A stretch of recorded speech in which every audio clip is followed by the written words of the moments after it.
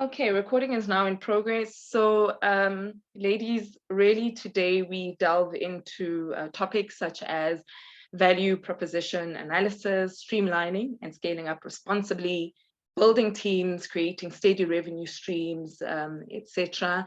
And that really is with the objective of helping you identify the path from startup to scale up.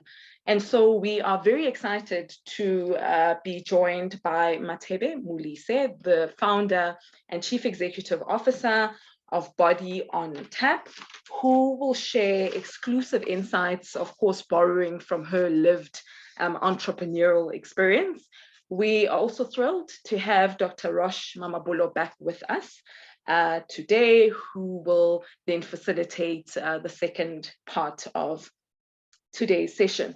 So without further ado, I would like to take this opportunity to welcome our guest speaker, Mathebe Molise. So Mathebe was born and bred in Johannesburg in 2013. She qualified as a chartered accountant, after which she spent 5 months in Boston in the United States. Just switch your mic off, please. Thank you. So following her secondment in Boston, Mathebe joined a top investment bank as a credit analyst and had different roles while at the bank over 8 years. In 2015, Mathebe founded Beauty on Tap, which at the time was a find a beauty service app and later transformed into an online beauty store. The business's vision was to provide local beauty brands with a digital platform that showcases their products and that is easily accessible and user-friendly. Years later, Beauty on Tap is an e-commerce business that retails a range of local and international beauty and self-care products and has become known for efficient and great customer service and delivery turnaround.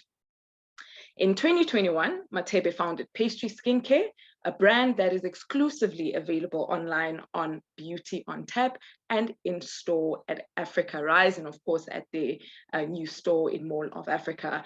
And then, of course, in April 2023, Beauty on Tap opened its first brick and mortar store at Mall of Africa, which is one of Johannesburg's premier retail malls. Mathebe, we are so excited to have you with us. Thank you for agreeing to contribute to today's session, and we look forward to your insights. So you are welcome to take the floor. Thanks, Mathebe. Hi, Molise. Thank you so much. I'm guessing my camera should be on for the session. It's on and it's beautiful. Thank you. Oh, thanks, guys. I literally left the gym class at 8:15, so I rushed to get ready, but I made it on time. I'm so happy. Thank you so much for having me today and for giving me the opportunity to share my story and also to share how we managed to scale Beauty on Tap. It happened over a number of years, and so I don't have a miracle story to give you guys, but I'm going to give you basically a toolkit or what basically we did to make sure that Beauty on Tap scales, even though it took a few years to get to that point. So I think Molise already read my bio. So I'm going to give a very high level about my childhood and, you know, what I studied and where I studied. And then I'm kind of going to take you through the journey of Beauty on Tap and how we then got to opening a store in Mall of Africa, which is a great feat for the whole team and for the business. So as Molise said, I'm born and bred in Johannesburg. Up until I turned 7, I lived with my grandmother in Soweto and Rockville. And then when I turned, when I was 7 years old, my mom moved to the burbs. And I moved in with her. My mom was a single mom, but my dad was very much involved in my life and they were kind of like best friends. So I had 2 very supportive parents, and I was very, very lucky to go to a school called Red Hill, which is in Morningside. And at Red Hill, I, you know, kind of strived to be in the cool crew, and I wasn't really focused on books. And I remember at the time, my mom's, you know, had a sit down with me, and she was like, "Mathebe, I don't understand why you're not thriving in your schooling because your dad is really smart and I'm really smart. So together, you know, you're supposed to be this miracle smart child." And, you know, from getting D's in maths and English and all these subjects, After that talk with my mom, all of a sudden I started getting A's in maths and started excelling in my academics. Just based on that talk, she said to me, you should be competing with the smartest in your grade. And so that talk really, really inspired me, and I started pushing, and I became more academic. But growing up, I always wanted to be a fashion designer. So I always had this creative thing that was like, picking at me. And I remember I had this sewing machine that my mom got me, kind of like a kiddie sewing machine. And I was so proud of it. I remember even asking her, can I take my sewing machine to school for show and tell? And I took it and I showed everyone. And I used to just sit on that sewing machine making clothes for my dolls. And so I always wanted to be a fashion designer. And my mom kind of like dissuaded me. And I think at the time there weren't a lot of fashion designers, so there was nobody my mom could actually reference in terms of like saying, here's a successful South African designer back then, and this is what you can become. And so, when I got to high school, she was like, you're going to become a CA. And she said, what do you want to study? And I said, I think I want to do corporate finance. And she said, okay, cool. These are the investment banks that are around. Where do you want to work? And she told me about First Rand and Rand Merchant Bank. And I was like, wow, can you give me 2 seconds? I have a new puppy and she's biting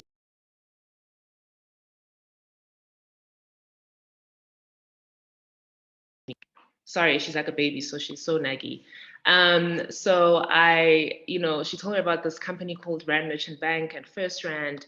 And I started looking into this company. And I actually did a project on Rand Merchant Bank for accounting in grade 9. And I started studying Rand Merchant Bank, and I knew the structure, I knew what companies they owned. And I was like, this is where I want to work. And luckily in grade 11, I think we also did a school tour to Rand Merchant Bank, and I got there and it was this amazing building. And I was like, I'm sold, I want to work at Rand Merchant Bank. I also had a very influential accounting teacher who convinced me to become a CA. And so I started focusing heavily on maths and accounting, and I actually picked up business economics in matric. And I went on to WITS. I applied for Bachelor of Accounting Sciences, and I went on to WITS and qualified and finished. Not in record time, I had to repeat my 3rd year, but I was grateful because it gave me the opportunity to understand accounting in so much more detail. And in my 4th year, I kind of just cruised through it. Post that, I went to EY, and I did my articles with a banking focus because, again, I was like, I need to work at Rand Merchant Bank. And so I did insurance, and I got the opportunity to do bank regulation. And then I went to Boston for 5 months, and I had a focus on insurance again. Whilst I was in Boston, I had already landed a job at Rand Merchant Bank, and I'd already landed a job at EY, in their corporate finance division. But I was like, I don't think I want to stay at an audit company or a consulting company. I really want to work at a bank. And I got the opportunity to interview as a credit analyst at Rand Merchant Bank. And I got the job, and I started as a credit analyst in 2014 in July. And the one thing at RMB that I can say is I never ever stayed in one role more than 2 years. I kind of just, moved in different roles over 2 years. I mean, the fact that I went to RMB and it was something that I wanted from childhood for me just speaks to putting your visions out there. Especially, I'm very big on vision boarding, putting your visions out there. And, I don't think there's any miracle that happens when you do that. I think that it probably focuses your mind and focuses your goals a lot more, and you put work into that goal that you do want. So from a very young age, it's been proven to me that if you set your mind to something and you put it on paper and you work on it and you kind of put in the hard work, you can achieve that goal. And so the fact that I had the opportunity to work at RMB as a stepping stone to what I was meant to do, for me was just a blessing, and was just amazing. So I learned so much at RMB in my corporate career.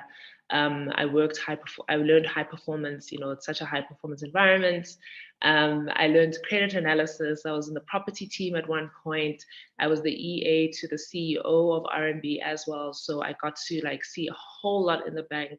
I got to see what leadership looks like, and I got the opportunities to have executive coaches as well. So I learned a lot. Whilst I was at RMB in 2015, a friend of mine was getting married. And I went back to a friend of mine and I was like, it's so weird.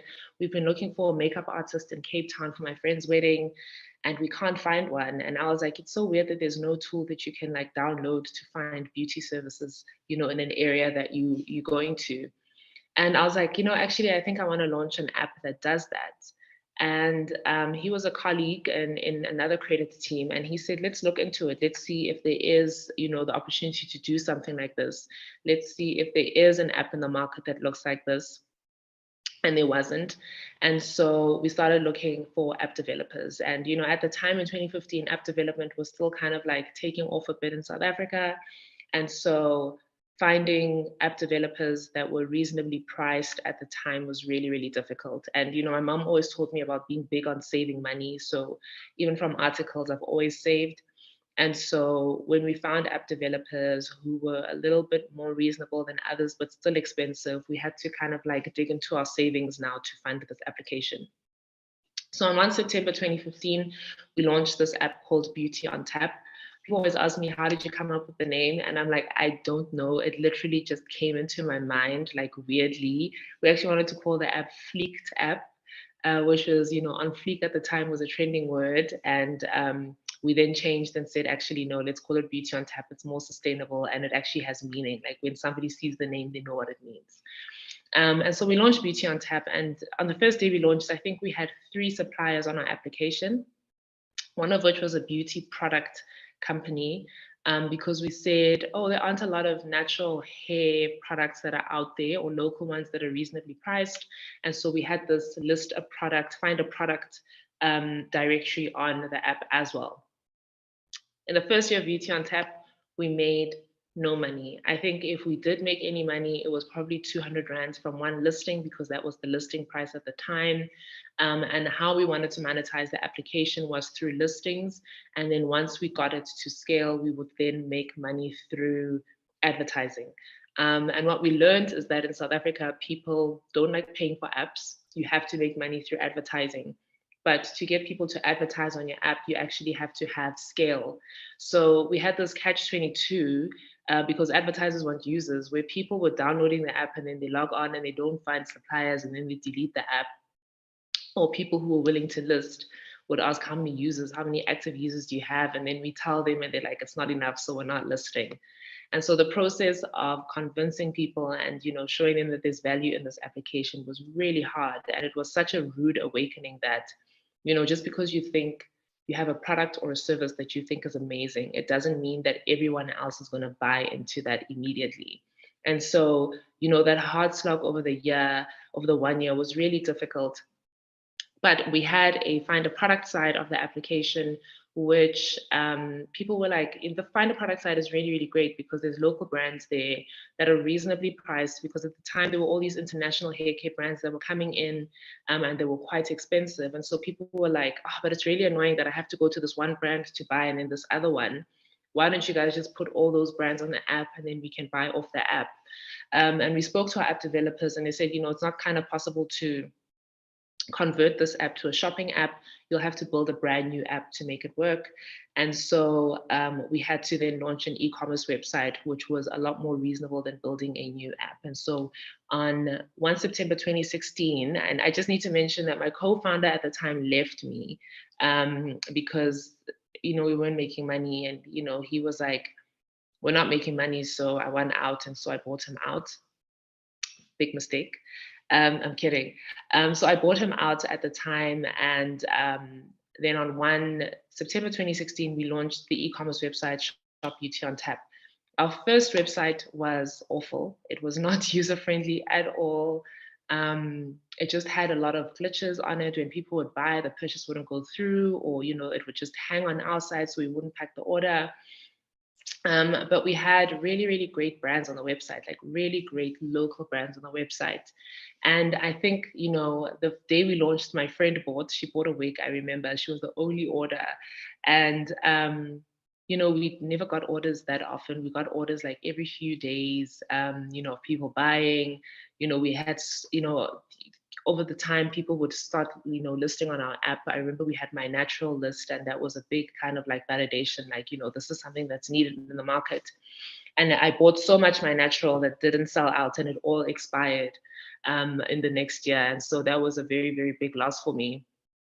But I think what set Beauty on Tap apart at the time was that I was so pedantic about customer service. And I think that's something that I learned in my corporate career, that, focus on customer, that I, made sure that the customer service at Beauty on Tap was amazing. I made sure that our efficiency was fast, that we were transparent, open to engaging with people. And so I think that's what set us apart and made us trustworthy, especially in the e-commerce realm. In 2016, people weren't comfortable with e-commerce, so you had to convince them that you're real. I think also the way that I positioned Beauty on Tap's marketing, and at the time I was a solopreneur, there was no one else in the business with me. How we marketed and how we chose to focus on educating consumers rather than pushing product is what differentiated us in the market. And so from 2016 through to 2020, just before COVID hit, the business was basically run on those principles. And there was a large focus on natural hair care. And we had a whole lot of natural hair care products and some skincare products. Then COVID hit. And when I was running Beauty on Tap, I was still working full-time in corporate. And so I kind of, go to work, come home, pack orders, drop them off at my parents' house. Then the courier would pick them up from there. And that was kind of like my cycle every day. When I moved out, that's what I had to do. I had to drive there before work, drop them off. And my mom would always say, there were days that you didn't come to the house sometimes because you didn't have orders, or she'd say, you have like 2 little orders sitting there. And she always like says, I've actually seen the growth of this business. So just before COVID hit, that was what we were doing. COVID hit, and there was lockdown, and people couldn't buy. I mean, you could buy self-care products, but people didn't want to leave the house. And for me, I always say that we were lucky, but we were lucky in a sense that, they say luck is when opportunity meets when what is it? Luck meets when luck preparation meets opportunity or something. For me, we already had the toolbox to, kind of step into that role of being the go-to e-commerce website to buy your self-care. We already had the customer service. We already had the Instagram following, the Twitter following. We'd already positioned ourselves as a trustworthy e-commerce website for people to come and shop. And so when COVID hit and people needed hair care products, and I didn't know that our competitor was hair salons at the time. I always thought it was like the big stores like Clicks and Pick and Pay and so on, but it was actually hair salons. People started buying. And I remember the first day, the first day of lockdown, our sales, like we reached sales that we normally make in a year, in one day. And I think at the time, the couriers were taking so long to deliver. And so I took a risk and I was like, I think we need to do our own deliveries. We need to get a van. And luckily I had a friend who was selling a van, and I was like, okay, cool. Let me see if I can get financing for this van. And I got it off my own profile, not the business's yet, because I think the income wasn't sustainable as yet. The bank didn't know if this was going to continue, because I think a lot of businesses during COVID, some kind of like peaked and then it kind of troughed and it, didn't grow again. So I took that risk, and I kind of read the market really well. I remember people were braiding their hair. So we went out and we looked for hair extensions, and we're delivering hair extensions to people's houses like the next day. And we were seen as the next day delivery beauty company. Through this and through this efficiency, our following started growing. Our brand started getting out there a lot more. There was a lot of more PR around the brand, and we started adding more brands. And I think when COVID hit, I think we probably had about 200 products on our website. And I was actually with the team the other day saying, I can't believe we have 800 products on our website now. So we started getting more brands coming, and we started getting more local skincare brands. And I think when Beauty on Tap launched, my focus was more around natural beauty care and local brands. And so we started getting a lot more skincare brands on the website coming to us and listing. And so we started getting brands like Skin Functional, like Standard Beauty. I think we had Danaka already at the time. I can't even remember some of them. A lot of hair care brands. So on Jackie's, we started listing as well. And so then through that COVID period is when we really, really, really scaled. And I think that for me, even with that scale, I was really meticulous or really pedantic about not overscaling. And this is something that I always talk about, is that when people see an opportunity to scale, they kind of take it and run, and they don't deliver on their value offering, the thing that they promised their customers. And so there were times we would restock. And I remember the one time we restocked and then we completely sold out of something, and it was just too many orders to get through by myself. And it was a delay now with orders, and people were like, but you actually the store that delivers next day, why is there a delay now? And so I remember then I got my first employee in the business, and we made a decision that we're not going to stock to a point where we can't deliver on our promise. And so when we stock, we would restock kind of like in bits and pieces to say, okay, we're going to restock 10 hair oils today so that we can get those 10 orders out on time, and then tomorrow we'll stock 10 again. And so for me, our customer service offering was always super important, and our efficiency. And I always said, I don't want to scale to a point where we can't deliver on that promise anymore. And so we started adding more products to the website. And I think then in 2021 was the first time that the business moved out of my house.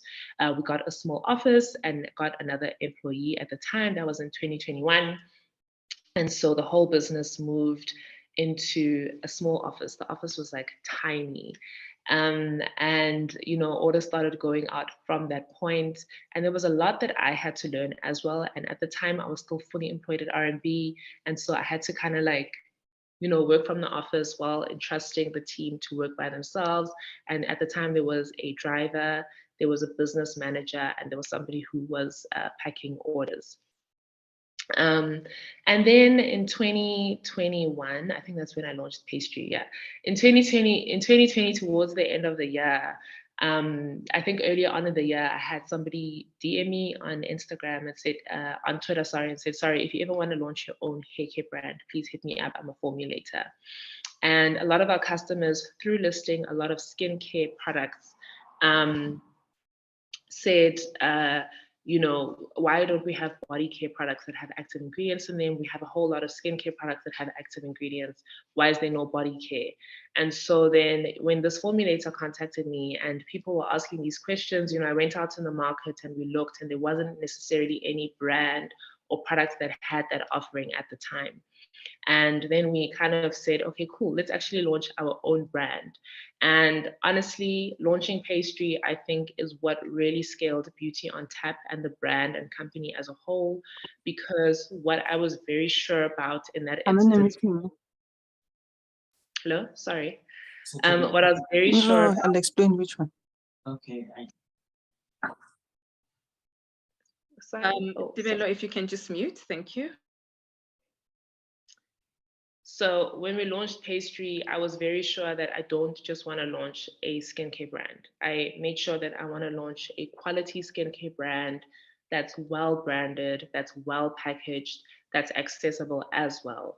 And so accessibility means you can find it in stores. So for us, on Beauty on Tap was fine at the time, and affordable as well. So it shouldn't be completely overpriced. And so I used to, I put myself in the shoes of the customer sometimes, and I was like, what is it that I'm missing from body creams right now, other than adding active ingredients? And that's how we then formulated pastry's creamy texture and richness. Is people always judge me for this, but I used to use the blue Nivea, the super creamy, thick, oily one. But I used to use it with Vaseline and I'd mix them together. And so when I told the formulators this, they were like, you're going overboard, don't you get hot? And I was like, actually, you should try it. It's really, really great. And it really seals in moisture. And they tried it. And they were like, wow, this is a winning combo. And so that's why our, lotion basis is normally petroleum jelly and shea butter and glycerine, just because we put those two together to come up with this really amazing, rich cream.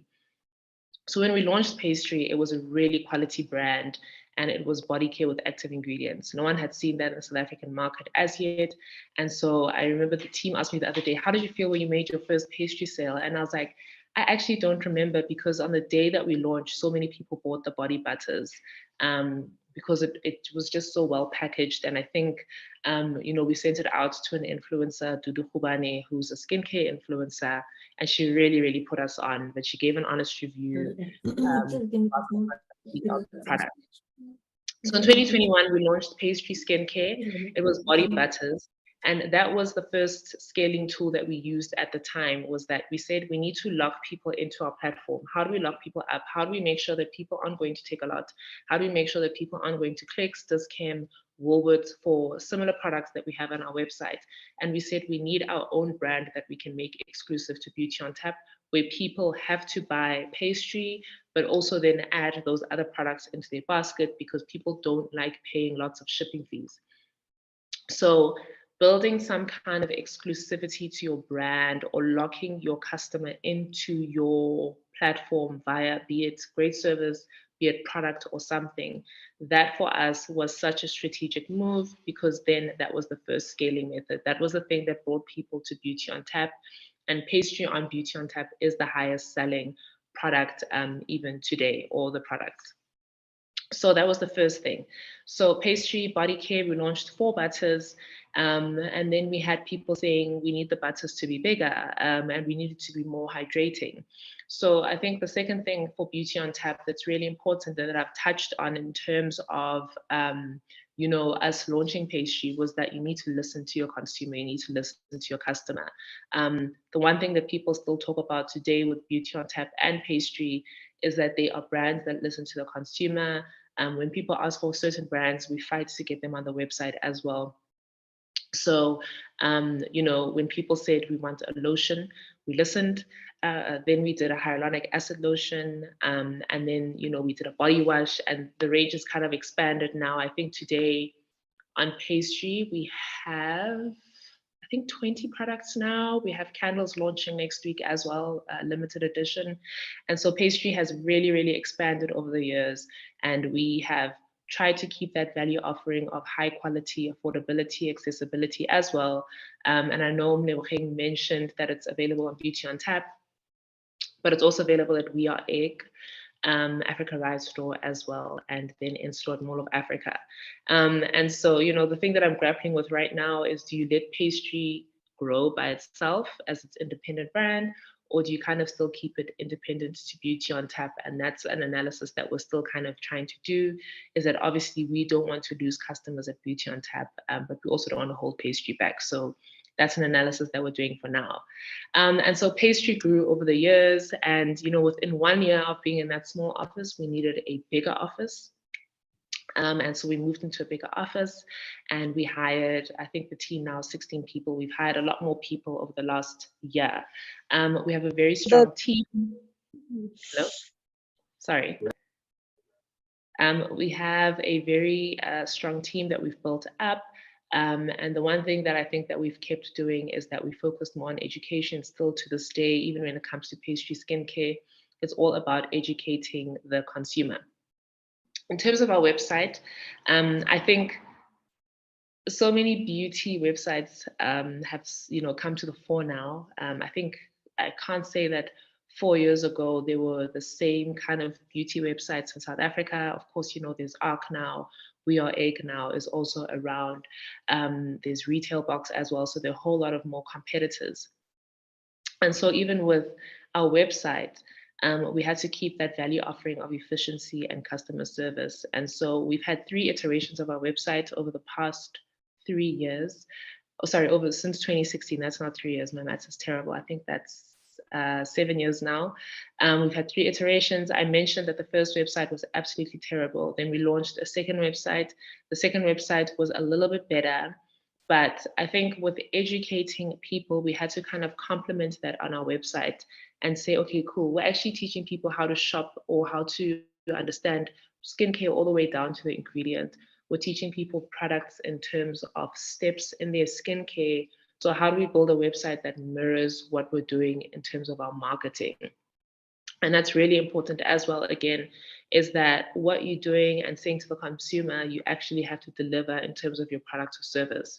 And so you'll see if you log onto our website on Shop Beauty on Tap, When you're shopping skincare or you're shopping products or you're shopping whatever it is, the user experience is seamless. And I always say to our tech developers, I want a grandmother to be able to log onto the website and find it super easy to shop. And so even then, a second thing that we did and that we saw a lot of competitors doing after is that we all, we offered a skin consultation service on our website.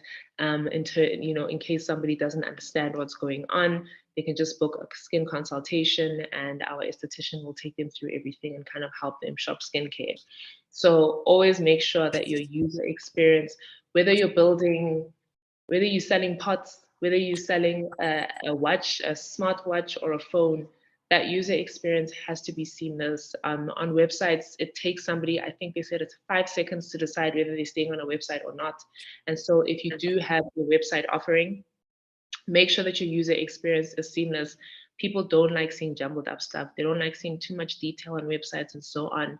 And I think the reason why people keep coming back to our website is that they find the user experience super easy. Fast forward to 2022. Over the years, we had a lot of customers coming to us and saying, when are you going to open a walk-in store? And for me, it was quite a difficult decision because a lot of the time, even when journalists write about us, they call us a tech company. We were never known as a beauty company. We were known as a tech company, a company that's leveraging technology to bring beauty to people faster. And so launching a store would then mean that we now become a beauty company, because now all of a sudden we are getting away from traditional, from e-commerce and then going through to traditional retail, which is brick and mortar. And so, I grappled with the decision for a long time. And, luckily last year, or not luckily, it's luckily actually, I decided to resign. I resigned at my job at R&B in January to focus on Beauty on Tap. I just felt that it was the right time and I felt that the business could afford me, which was very important. And I had to serve 3 months notice. And so I officially became full-time Beauty on Tap on the 1st of May last year. And that's when I then started pursuing this dream of opening a store. Getting store space in South Africa as a Black female is not easy. It is really, really difficult. You have to prove yourself. You have to prove that your business is sustainable. Owning a beauty company, it's even harder to convince. Even though beauty is a consumable, I mean, it's one of the industries where people come back every month to buy no matter what. And I actually had to use contacts at R&B through the property team that I luckily worked in to contact a few mall owners. And so I had the opportunity to meet with Sandton City, which was a little bit more difficult because their waiting list is insane. I spoke to Hyde Park, and I also got to speak to then Atterbury, which owns Mall of Africa. It took months to convince Mall of Africa that we are the best tenant for that space that we have. There was a waiting list, and through accessing networks, which is really important. And I mean, networks like this are really important where people can connect and, help each other out. Because that's literally how I got space at Mall of Africa. And I was really lucky that, we presented a business case, and the lady who was, the leasing manager at Mall of Africa is a lady. She has an interest in beauty, and this is why inclusivity and diversity at corporates is so important, because I think if it was a man who was the leasing manager at Mall of Africa, we would have never gotten space at all. Yasmin, as the leasing manager, she knew the brands that we retail. She knew Pastry Skincare, and she knew the Beauty on Tap story. And she convinced them and said, this is a really great business. It's sustainable. We've seen the growth through COVID, and they've managed to keep that growth.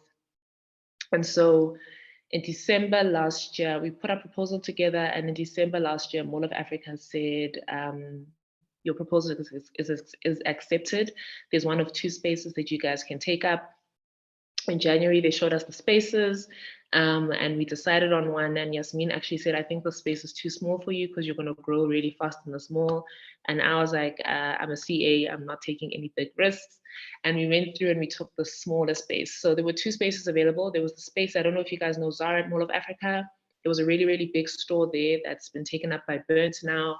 And then there was the space that we currently have. But I think the space where we have is much busier than the Zara side. And they basically gave us 3 months to build a store. Because in January, they approved the lease. February, they sent us the lease to sign. And then they said, okay, cool, you have 30 days beneficial occupation, which starts on 1 March. And so we literally had to rush opening a store. And the expansion then moved to the next expansion step, or the next scaling step now moved into opening brick and mortar stores. And people always ask me, are you going to go the 200 stores route? Definitely not.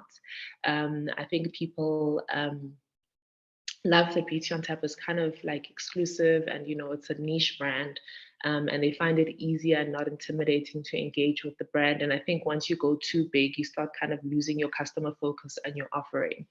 And so for me, the next scaling step is then opening more brick and mortar stores. When we opened the store, I think the first question that people asked is, they said, do you think online is going to suffer? And I was like, 100% online is going to suffer, because those people who normally buy online are now going to come and buy in store.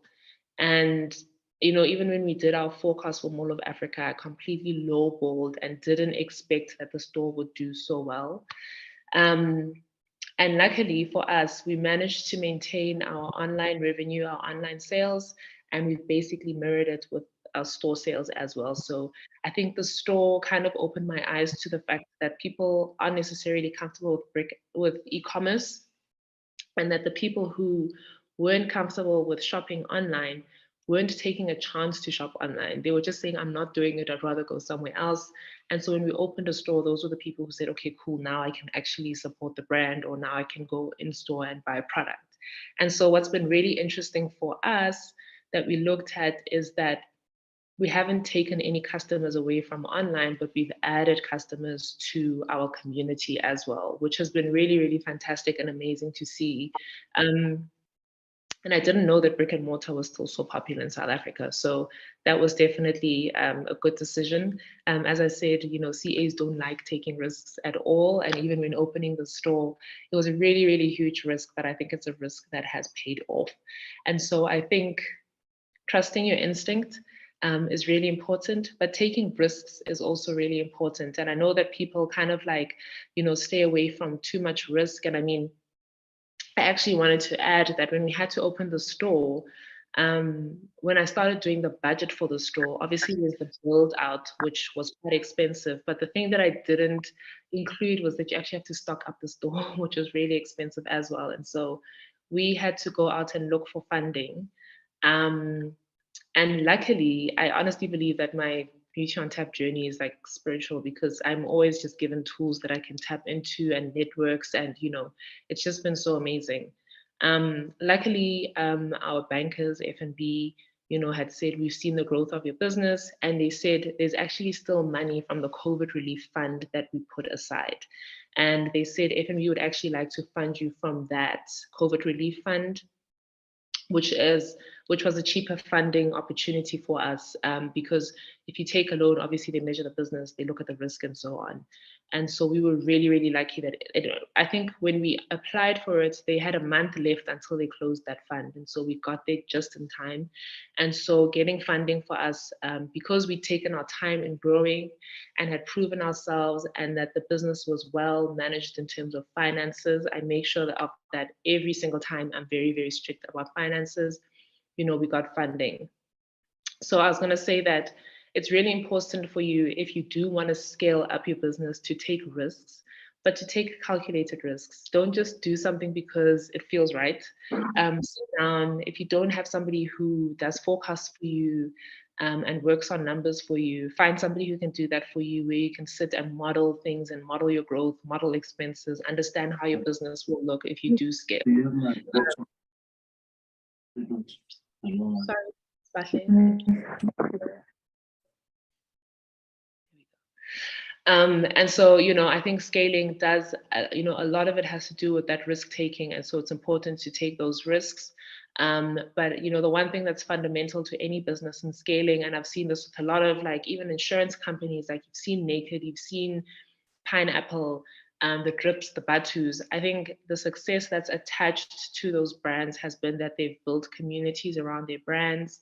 They make sure that they lock in customers through whether it's how they engage with people, whether it's their product offering. It's really important to make sure that you have a really, really strong customer or community base around your brand.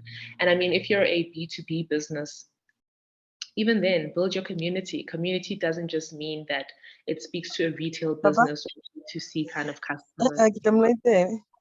Sorry, Philwe. And so that's been really, really important as well. And so for us at Beauty on Tap, the next few steps, I think the way that we want to scale over the next few years is that what's really important is then looking at how we expand pastry, because pastry is a brand owned by the company. It's not independent. And so it will be looking at where do we retail pastry?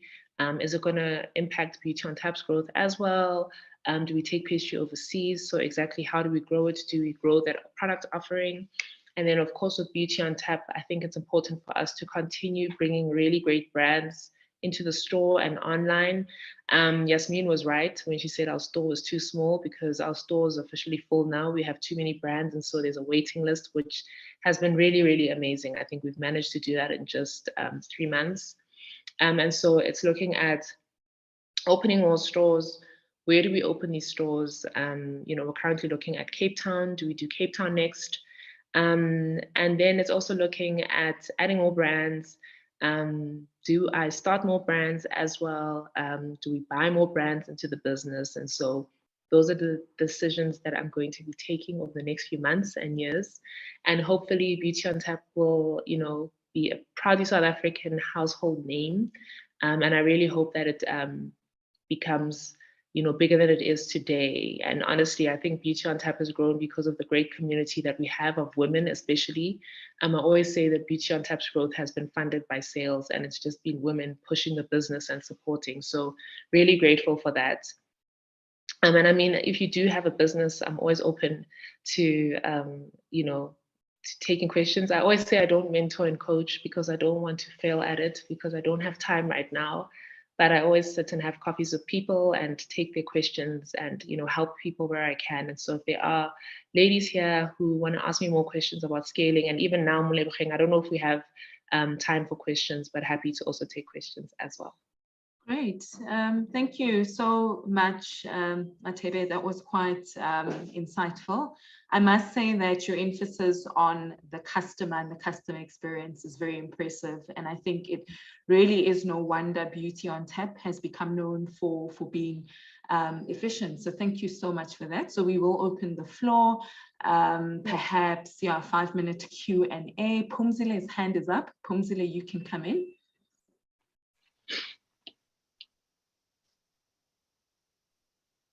Thank you. Good morning, ladies. Morning. Morning, Phumzile. Thank you so much. I'm a bit worried about my sound. I'm so inspired. I'm so fueled up. My name is Phumzile Khoza. I'm originally from the East Rand, but currently based in Sunning Hill. Mm-hmm. I've never been employed. I started my beauty business at age 16. That is when I had my first wedding gig.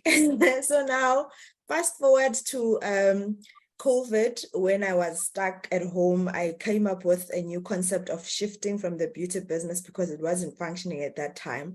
So I moved into manufacturing of biodiesel. So biodiesel for me unlocked other ventures of shifting me back to the beauty business, where I now with glycerol. As a result of manufacturing our fuel from used cooking oil, we do have now results where we are left with glycerol that we are now producing to glycerine. Mm-hmm. So I'm so excited for this moment, because at the moment we are looking at manufacturing this glycerine into a brand on its own that we can now take somewhere on the shelves. And please do work with me now and take my questions on how do I get a moment to sit down with you as soon as I've compiled everything that I've taken from listening to you at this session and now convert it into a standing brand. Thank you so much. I hope I made sense. That does make sense, and thank you for your question. So yeah, definitely, we always take listings. We have a listing portal where brands list, but the one thing I'm going to push you on is if you want to expand your range, do glycerine-based products as well if you can. So try do glycerine-based hand creams, body creams, whatever it is that you can do to expand that product range. I always say that people love buying beauty products. I'm going to tell you that right now. And so if you do have your own glycerine, also look at taking it into manufacturers. I mean, we have manufacturers who use glycerine. All our products probably have glycerine. It's a really, really popular active ingredient that people love. And so for me, definitely Beauty on Tap is open to always taking more brands, but I'm going to push you to expand that product offering and to also then hit the business market and sell to manufacturers of beauty products. So well done on the biodiesel. I also want to know about that. I mean, it sounds really, really interesting. So well done on that. And also like identifying that you have a byproduct is a really, really great thing. So well done, Phumzile. Thanks, Phumzile, and thanks for the answer, Mathebe. Thank you so much, Lady. Okay, we will move on to Mokgadi. Thank you so much. Hi, Mathebe. Hi. Thank you so much for sharing your journey. Just to give you a brief background into who I am, my name is Mokgadi Seteghe. I'm born and bred in Johannesburg. At present, I am a third-year accounting student, also on the CA journey. I also work as a freelance graphic and web designer and social media manager. And I also serve the founder of KS Digital, an agency dedicated to providing specialized services in these areas. Our primary goal is to help startups, actualize their ideas into reality without breaking the bank while ensuring quality is not compromised. So we aspire to be known as your startup plug. Again, thank you for sharing your journey. I've got a few questions for you. Firstly, how did you initially focus on educating consumers about your product? How did you go about hiring your first employee and managing their salary when sales weren't consistent? How did you successfully transition from being a solopreneur to building a team? And with regards to social media, how did you manage to grow and build your community from scratch?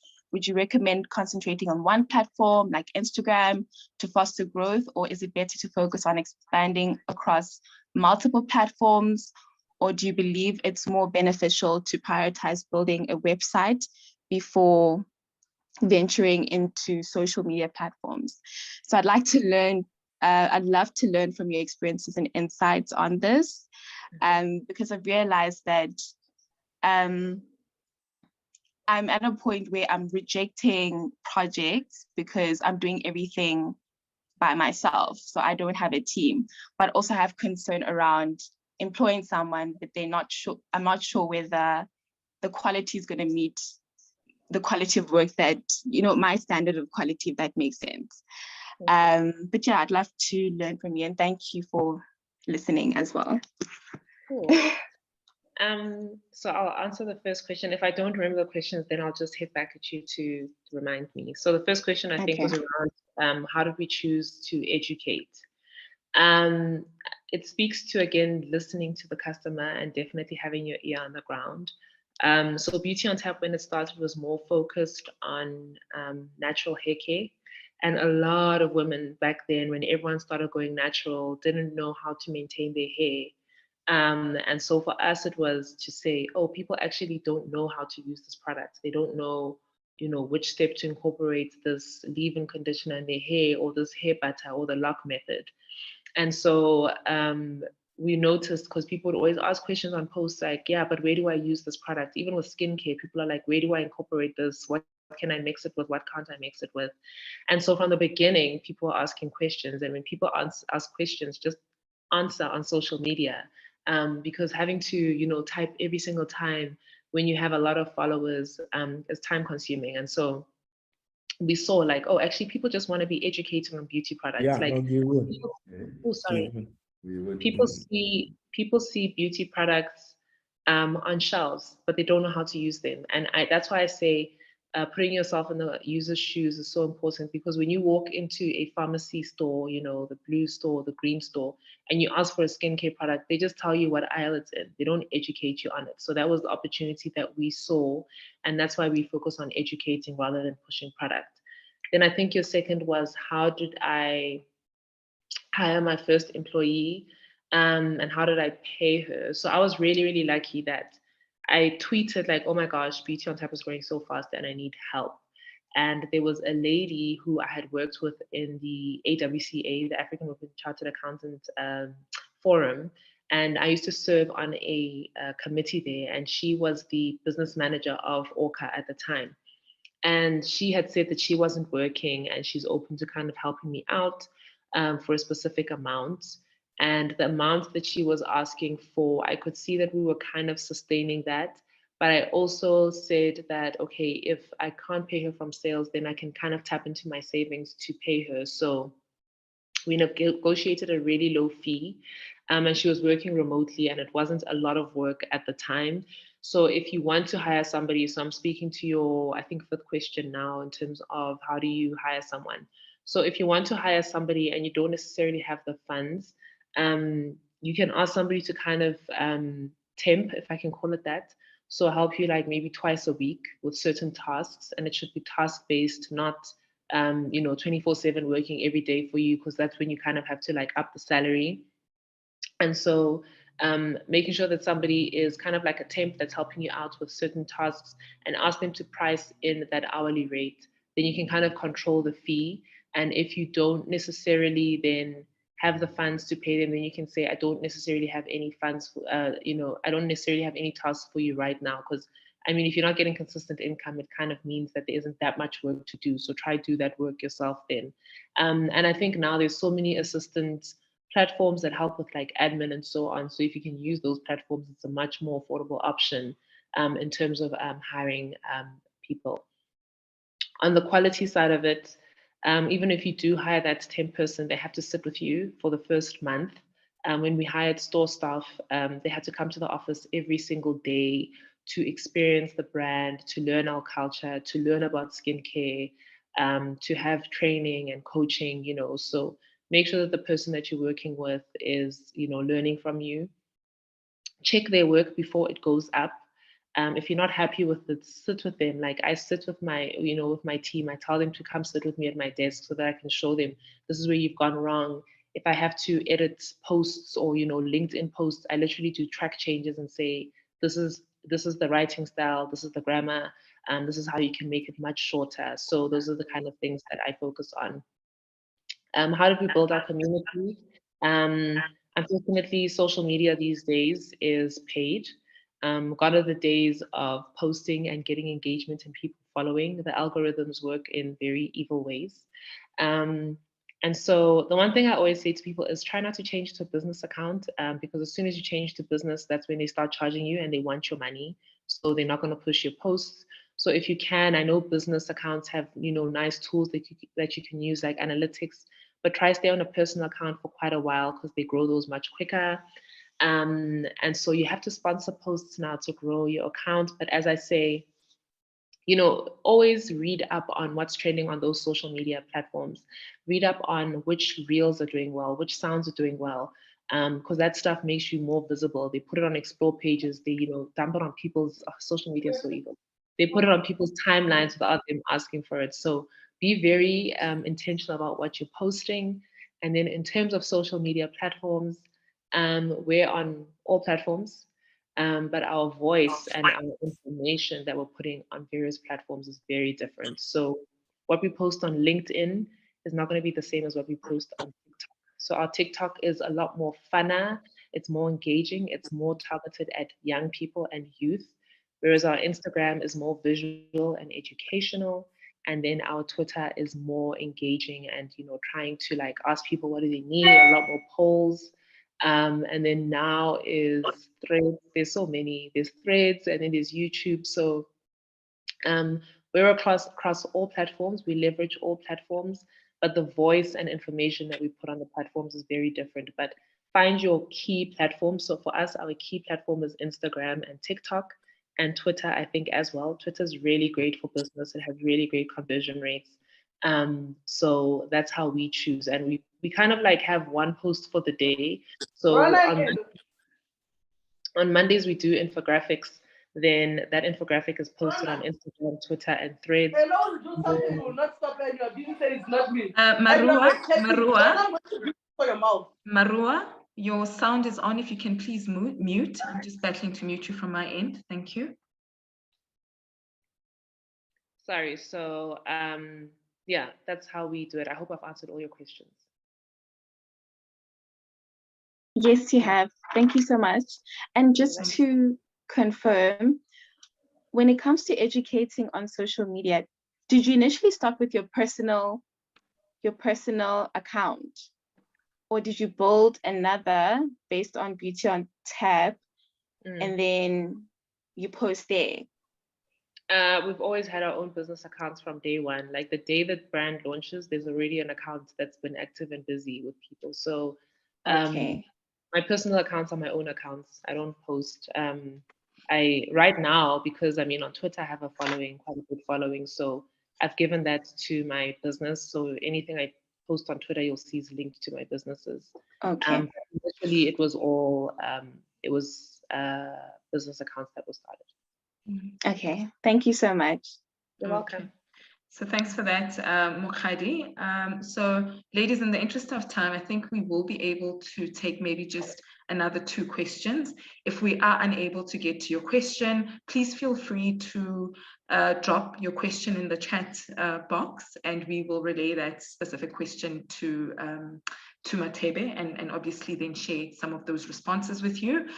So we will take a question from Mathebe Molise, and then we'll take the second one from Monahane. So maybe just those 2. Everybody else, please use the chat box, and then we'll definitely get back to you in terms of answers to your questions. Thanks.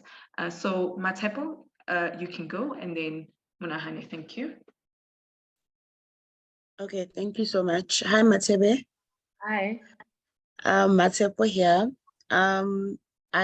I have my own organic skincare brand, which I founded in 2021 after I lost my mom to COVID, and I named it after her, Give Us Skin. In the first 6 months of my business, I would say it was doing very well. I was also shocked. Being a spiritual person, I just thought this is my mom doing her thing for me. It's been 2 years now, and I'm realizing that I'm not good with sales. I'm struggling with sales. And it's frustrating to hear when I do get to make sales at exhibitions and stuff, people saying, this is a beautiful brand, you need to be in Checkers, you need to be in Woolworths, because they see it as also like a luxury brand. I've tried the Checkers route, I got rejected.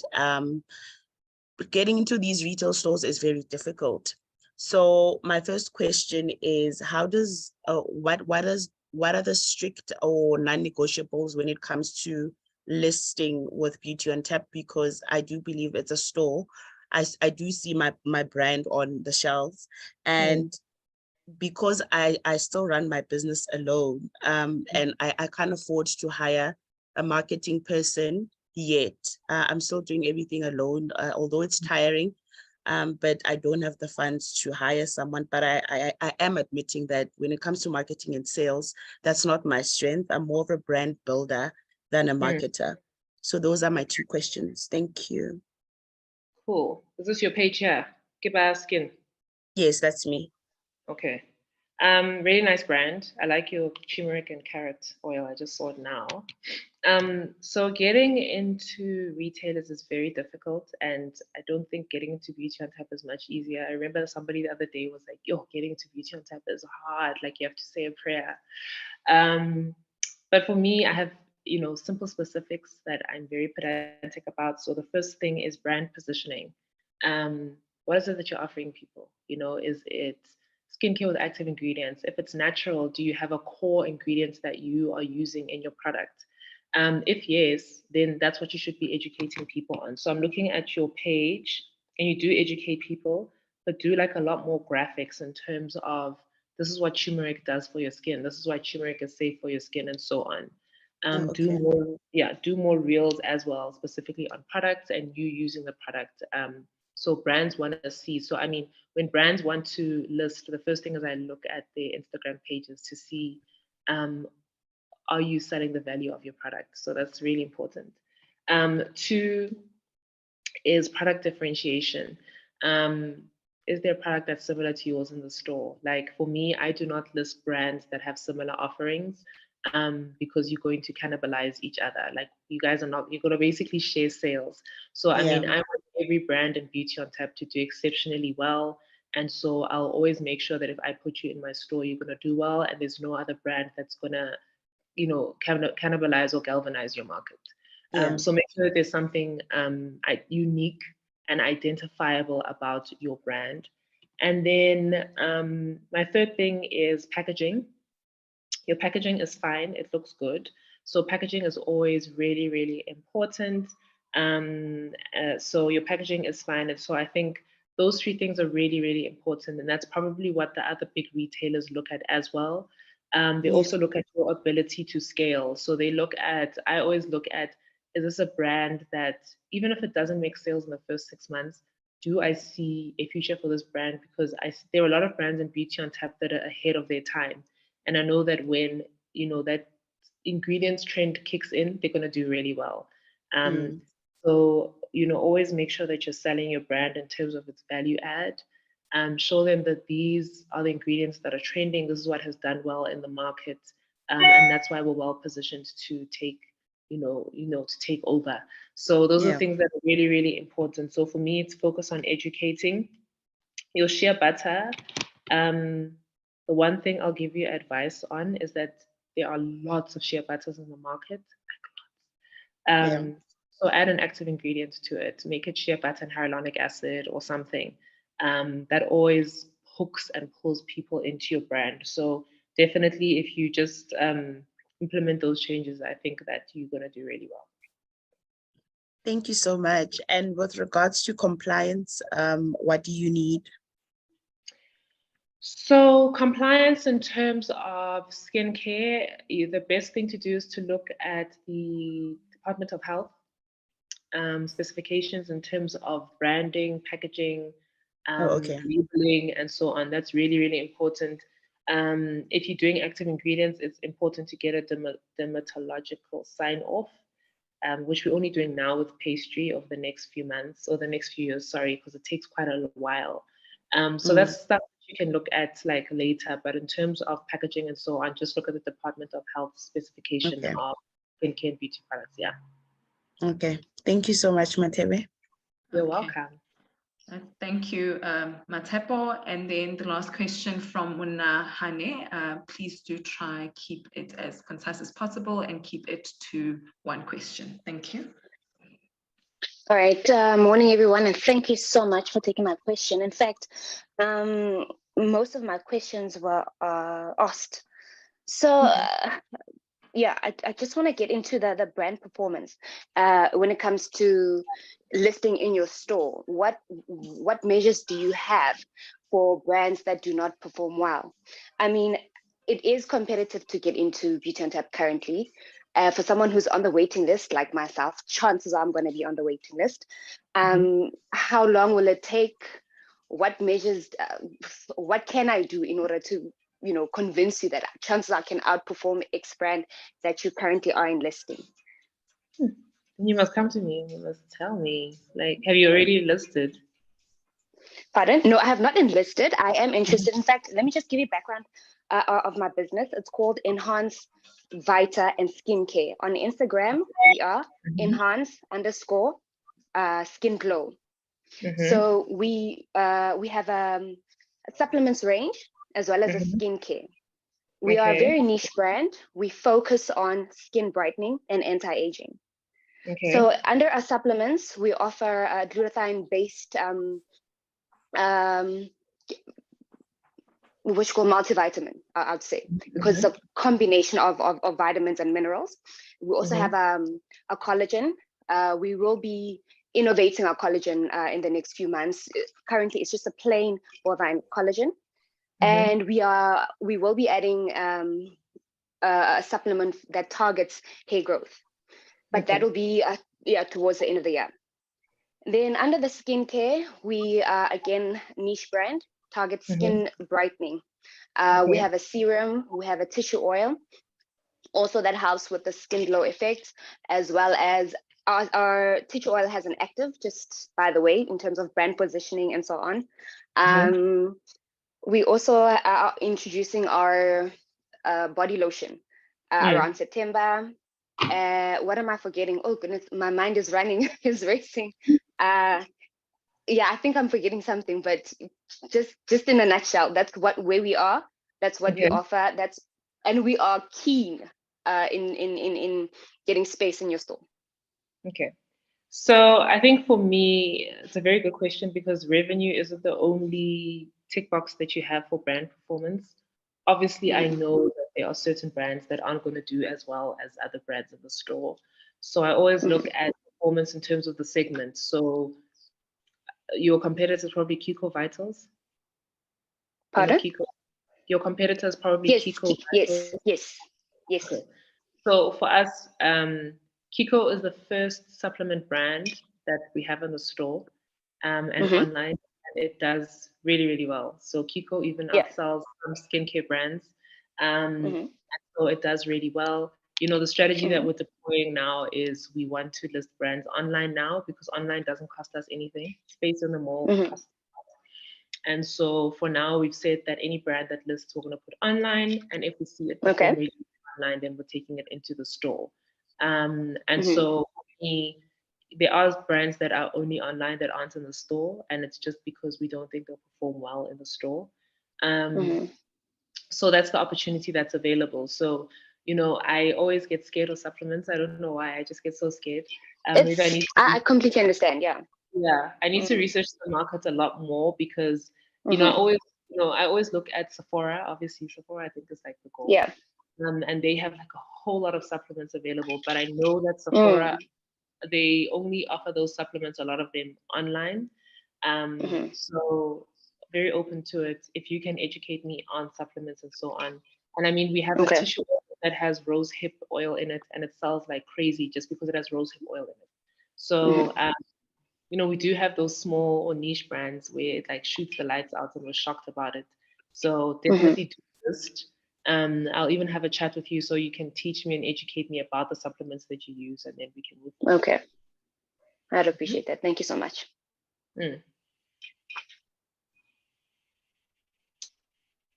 Okay, as far as my questions, I'm happy. Just let me know how to get in touch with you. I'm game. Cool, thank you. I'm gonna write the listings in the chat box.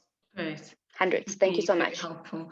Thanks, Monahani, for the question. So once again, to you, Mathebe, thank you so much for really giving us this time. It's been very insightful. And as you would have noted, there are obviously quite a number of questions that we weren't able to get to. So we will probably just put some of these in a document for you. And when you do find the time, you can just simply answer, and then we can just share that with the attendees. But thank you so much for your time, Mathebe. We wish you continued success in your business, and we definitely hope to have you soon in the not too distant future. Thank you so much. And thank you so much for having me. It's been such a pleasure being here. Thank you. Thank you so much. I'm going to stay on just to leave the listings, and then you'll pop any, you can email any question. I was saying I'm going to stay on to list the listings and see if there are any questions, then I'll log off. Okay, that's fine. That's absolutely perfect. Thanks for that. And then maybe to the attendees, please feel free just to share any feedback you might have for Mathebe while she is still on the line. We are very interested, very keen to hear your thoughts on her presentation. So we are slightly behind schedule, but I'm sure we will catch on as we go. So maybe then before we move on to the facilitator, I will just ask us to take just a minute breather, and then I will get into introducing Dr. Rosh Mamabulo. So that would be at exactly 10:20. Thank you.